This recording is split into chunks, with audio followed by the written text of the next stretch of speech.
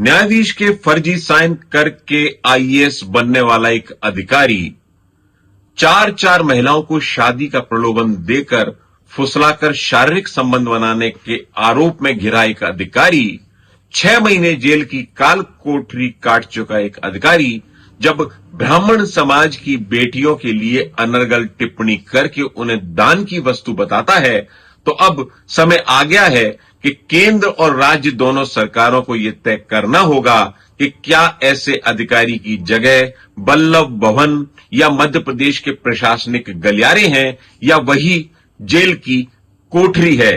ये है IAS officer संतोष वर्मा, जिनके इस बयान ने हर तरफ हंगामा मचा रखा है, बल्कि सोशल मीडिया पर वायरल हो रहे इस बयान की हर तरफ निंदा तक हो रही है।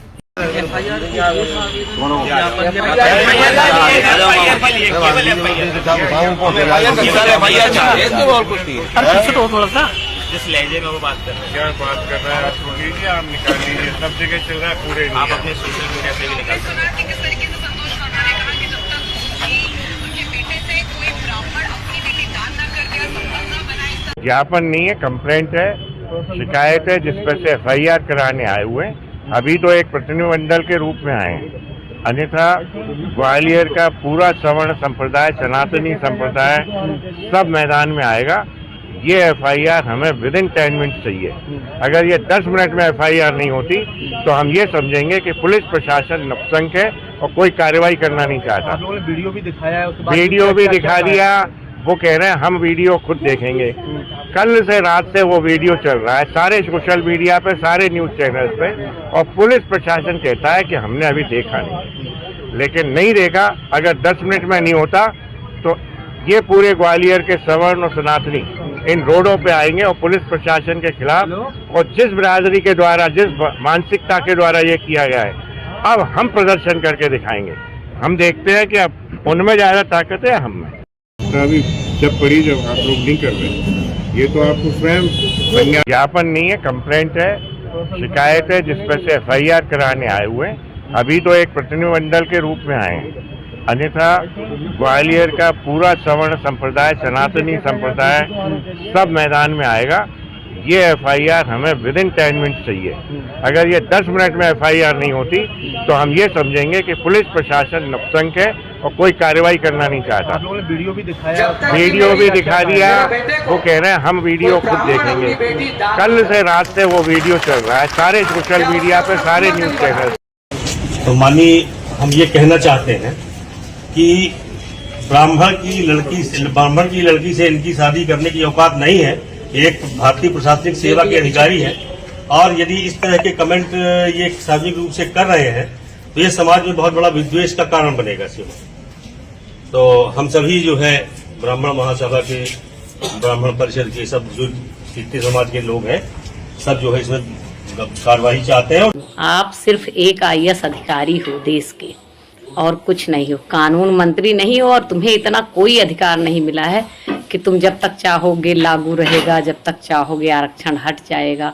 आप इतने बड़े विधिवेत्ता, इतने बड़े पद पर नहीं है देश में, इसलिए थोड़े सूझबूझ के साथ बयान दीजिए। इतने बड़े प्रशासनिक पद पर बैठकर इस तरह से बयानबाजी करना आपकी योग्यता पर सवाल उठाता है। आजकल देश में एक नया चलन चल गया है कि किसी भी व्यक्ति को यदि हिट होना है, हाईलाइट होना है, लोकप्रिय होना है, तो कुछ नहीं करे, बस आकर के सार्वजनिक रूप से ब्राह्मण समाज को गालियां बके, उनके ऊपर निम्न टिप्पणी करे। क्या ब्राह्मण समाज इतना कमजोर हो गया है कि कोई भी एक व्यक्ति आएगा और आकर के हमारे समाज के ऊपर, हमारी बहू बेटियों के ऊपर निम्न टिप्पणी करेगा और उसके बाद भी हम शांत बने रहेंगे?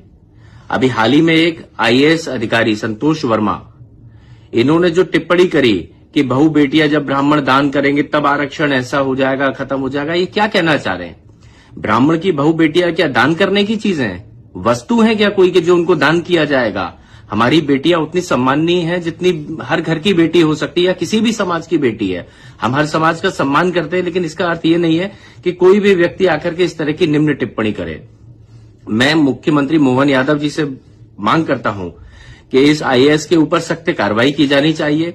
धार्मिक भावनाएं तो भड़काई हैं इन्होंने, इनको इस पद से हटाया जाना चाहिए तत्काल रूप से, इनके ऊपर एफआईआर दर्ज की जानी चाहिए। और यदि कोई भी व्यक्ति किसी भी धर्म के खिलाफ यदि ऐसी बात करता है तो मुझे लगता है उसके खिलाफ भी एक कठोरात्मक कार्रवाई की जानी चाहिए। यदि मुख्यमंत्री जी आप ब्राह्मण समाज के साथ खड़े हैं और आप संतोष वर्मा की बात से सहमत नहीं है तो आप सख्त से सख्त कार्रवाई कीजिएगा, नहीं तो ब्राह्मण समाज आपको और पूरी सरकार को घेरेगा जब तक की कार्रवाई नहीं करते। हमारा समाज इतना कमजोर भी नहीं है कि आप हमारी बहू बेटियों पर बोलेंगे और हम शांति से सुनते रहेंगे।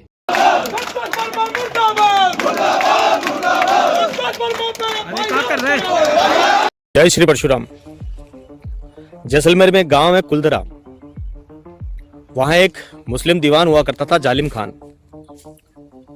उसकी कुदृष्टि हमारे समाज के मुखिया की बेटी पर पड़ी। रातों रात पूरे समाज और मुखिया ने तय किया, जालिम सिंह की गर्दन उतारी और साथ लेकर पूरा गांव खाली कर रातों रात वहां से पलायन कर गए। आप लोगों को लग रहा होगा कि आज मैं स्टोरी, ये कहानी आपको क्यों सुना रहा हूं। मध्य प्रदेश में एक आईएएस अधिकारी है संतोष वर्मा। कल एक सभा में संबोधन करते हुए उन्होंने ये कहा कि आरक्षण हमारे प्रत्येक सदस्य को तब तक मिलते रहना चाहिए जब तक कि ब्राह्मण समाज अपनी बेटी का दान हमें ना कर दे अथवा ब्राह्मण समाज की बच्चियां हमारे बच्चों से संबंध ना बना ले। एक परिवार में एक व्यक्ति को आरक्षण मिलना चाहिए जब तक कि मेरे बेटे को कोई ब्राह्मण अपनी बेटी दान नहीं करते या उसका संबंध नहीं बना, केवल आर्थिक आधार की अगर बात है तो। एक आईएएस अधिकारी के इस प्रकार के बयान लड़कियों को लेकर, ब्राह्मण समाज की लड़कियों को लेकर शोभा देते हैं। एक आईएएस अधिकारी को समाज ने पद दिया, प्रतिष्ठा दी, सम्मान दिया, सब कुछ दिया, बदले में उसने समाज को क्या दिया? यह सवाल आज भी सामने घूम रहा है। वो चाहता है कि हमारी बच्चियां उनके लड़कों के साथ संबंध बनाए। वो चाहता है कि हम लोग अपनी बच्चियों का दान उनके लड़कों को कर दें, तभी वो आरक्षण छोड़ेंगे। हमने जालिम खान की गर्दन उतार ली थी ब्राह्मण समाज की बच्चियों की सुरक्षा के लिए, आत्मसम्मान के लिए। तुम्हारे लड़कों के साथ क्या हाल होगा? मैं ब्राह्मण समाज के जो है हमारे बड़े बड़े संगठन बने हुए उनसे भी पूछना चाहता हूं, संगठन क्यों बना रखे हैं? क्या सिर्फ माले पहनने के लिए, साफे पहनने के लिए या बड़े बड़े आयोजन करने के लिए, जय जय परशुराम के नारे देने के लिए संगठन बनाए हैं? अगर आप लोग अपनी बच्चों के आत्मसम्मान के लिए, अपने परिवार की नारियों की सुरक्षा के लिए अगर दो शब्द नहीं बोल सकते, प्रतिकार नहीं कर सकते, तो जीवन व्यर्थ है आप लोगों का। हम जो संकल्प लेते हैं ना, हमारी जो जिम्मेदारियां होती है वो हमारे परिवार के प्रति ज्यादा होती है। अगर हम अपने परिवार की स्त्रियों की सुरक्षा नहीं कर सकते तो बंद कर देने चाहिए ये सारे संगठन, बंद कर देना चाहिए दम भरना और बंद कर देने चाहिए बड़ी बड़ी महासभाएं। अन्यथा अगले आने वाले 24 घंटे में इस व्यक्ति का माफीनामा, इस व्यक्ति के विचार पूरे समाज में जाने चाहिए। कोई वर्मा जी की निजी जागीर नहीं है आरक्षण कि कोई बेटी अगर उनको ब्याह देगा तो वो आरक्षण की व्यवस्था को समाप्त कर देंगे। ये बयान बहुत खराब टेस्ट में दिया गया बयान है और एक भारतीय प्रशासनिक सेवा के अधिकारी के द्वारा इस तरह का बयान नहीं दिया जाना चाहिए। जिस तरह से कोई व्यक्ति दलित समाज को अपशब्द कहकर उसका अपमान करता है तो उस पर एट्रोसिटी एक्ट लागू होता है, उसी तरह वर्मा जी ने जो सामाजिक सौहार्द को बिगाड़ने की कोशिश की है, एक बहुत बड़े वर्ग का अपमान किया है, उन पर भी मुकदमा दर्ज होना चाहिए।